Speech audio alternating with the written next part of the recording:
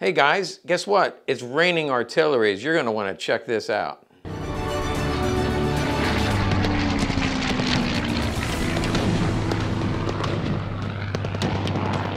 Okay, this gun came in this week. I often say this walked in the door.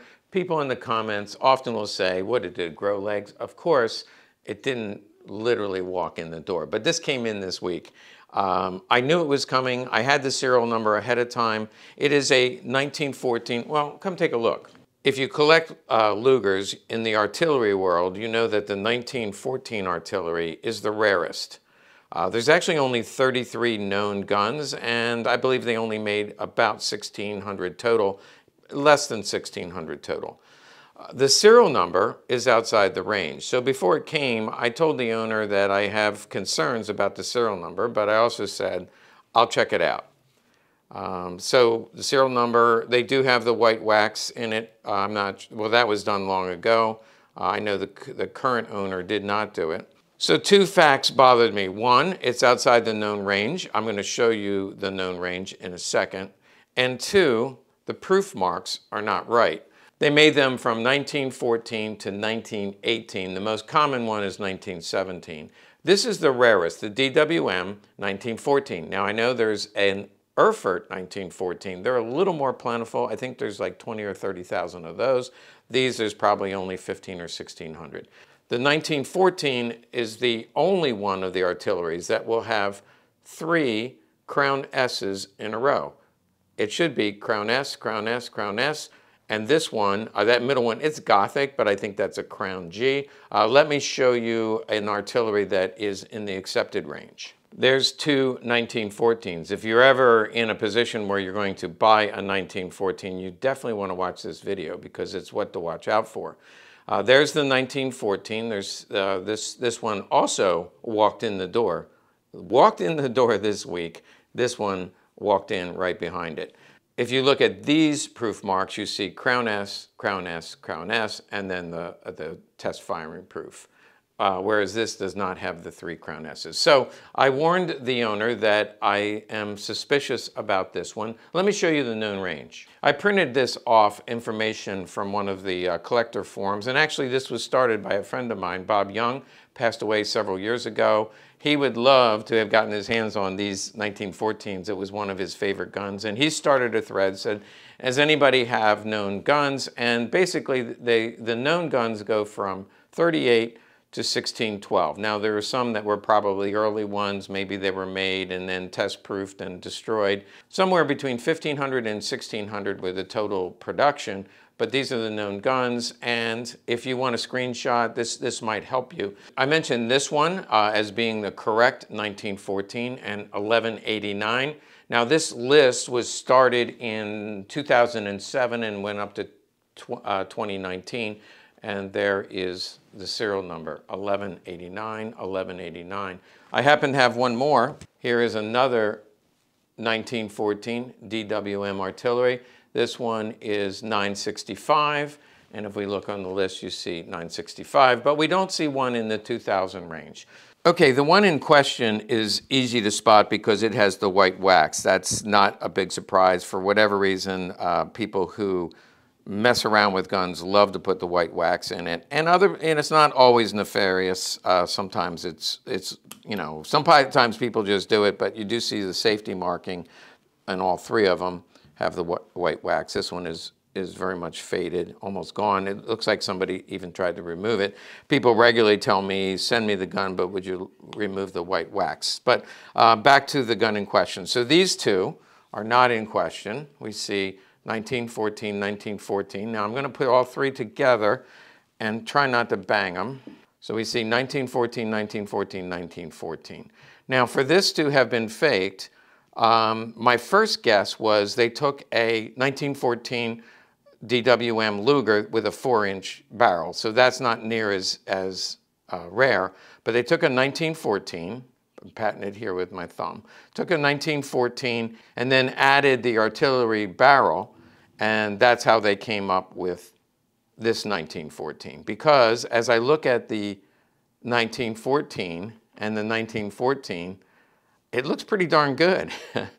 I now can, I've stared at it long enough, but whatever the case, my first thought was they added the barrel to a standard 4-inch Luger.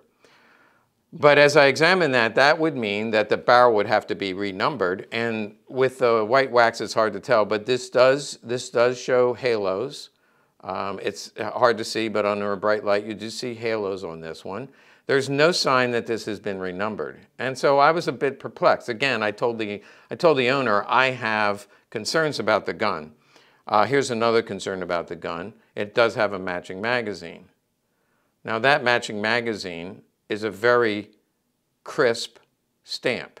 We've talked before about wood over the years, it'll begin to lift, and so usually the numbers are faded and hard to read, and this one is not matching, but you can see the difference. I believe that was done at the factory, not matching. That one's even better. You can barely see it. You see how the number is stamped, but then it raises over time. I give the illustration, and when I move my sofa, there's an indentation where the leg was.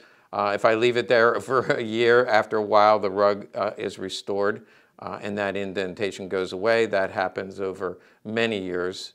So you can see how light that strike was compared to this. So right off the bat, I'm thinking, okay, so somebody force matched this magazine. And I don't see signs that this was renumbered. So the only other thing that it could be is they ground off, let's say this was a 17, could have been a 15, 16, or 17. They ground that off and restamped it. And I thought, wow, that is really, really hard to tell. But I'm going to have Randy use his special magic and just in a different light, with lots of bright light shining on this, you can see where the 1914 was reapplied.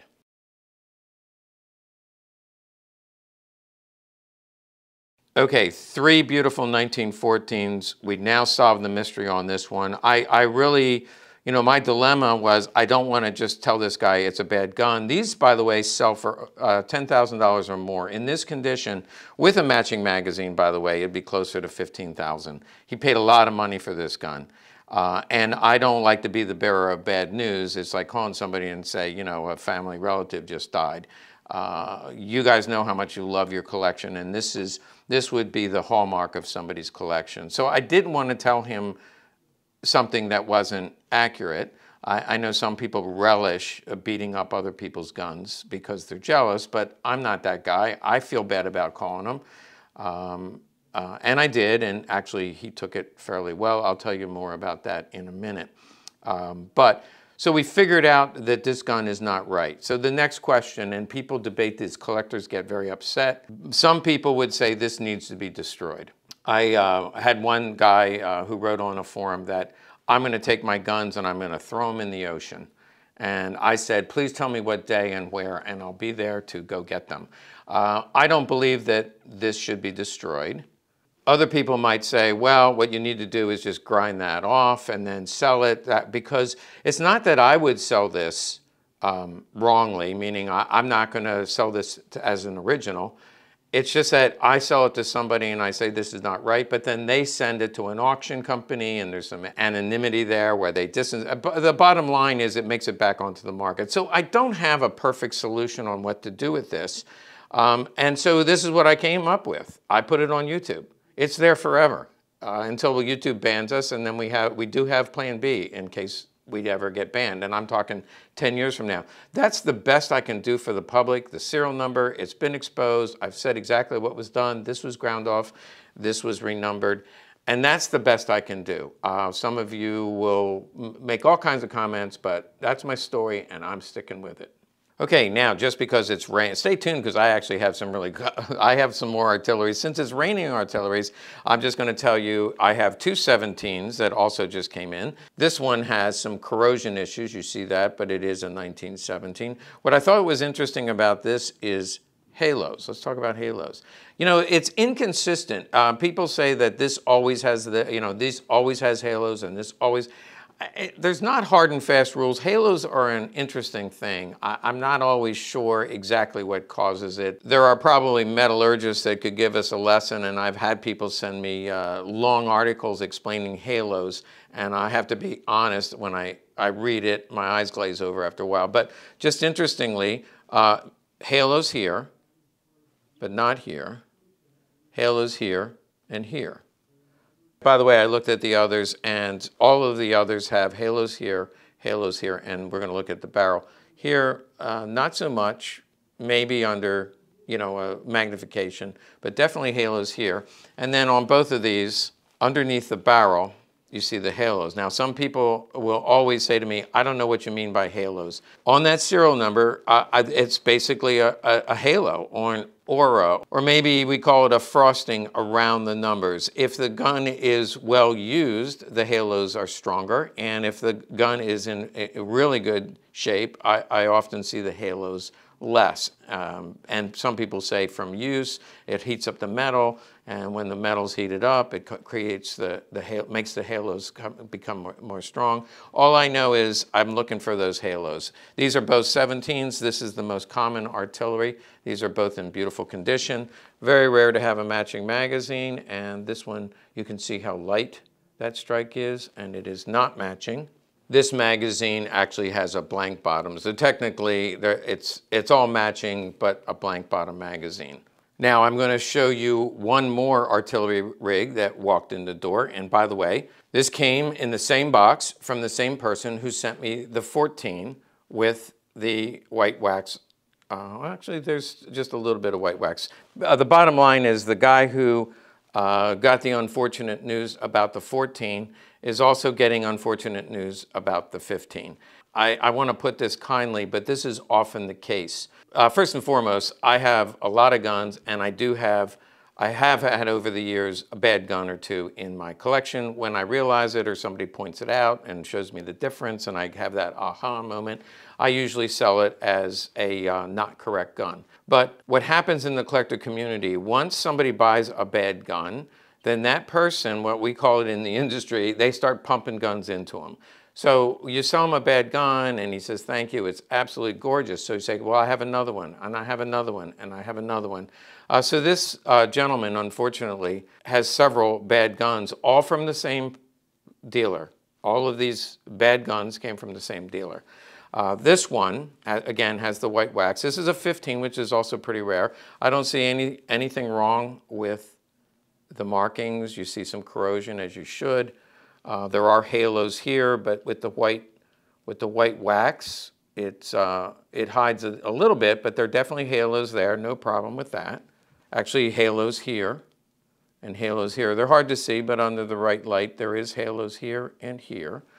So that's all good. So on this one, what stands out is the magazine.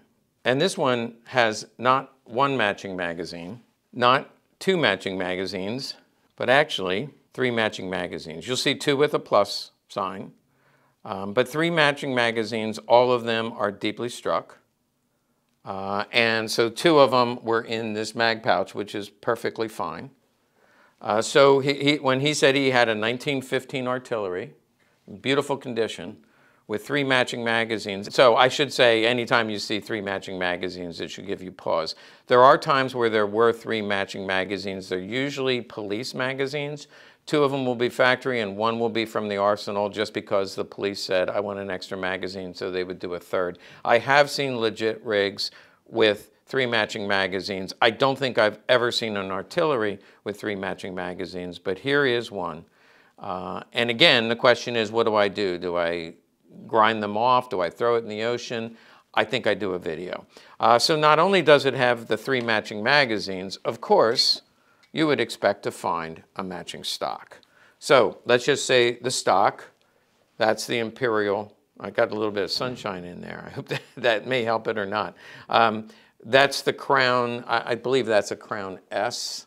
Yeah, a Crown S proof on the stock, that's correct. This is all correct. I want to give you one more tip that I'm not charging any extra for, but this strap, these do tend to corrode, they crack, and you can see right here and right here, it's cracked. I can't pull on that at all. This will break off for sure. So as soon as this video is over, I'm going to tape it right on these stressed areas. I have a brown tape that will come off a little more easily so it doesn't pull on it. But if somebody tries to pick this up, it's going to break here or here. But this is all correct. This holster is beautiful. It does have the cleaning rod, and yes, the cleaning rod looks like it's perfectly fine. So good.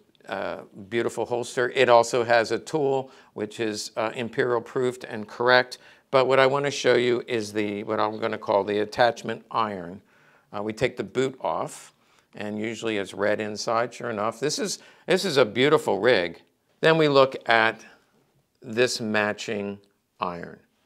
Unlike some people, I really do root for this to be good, and because I hate telling people they got taken. But what I see is it's very, very good. Whoever did the magazines, the only tell is it's too deep.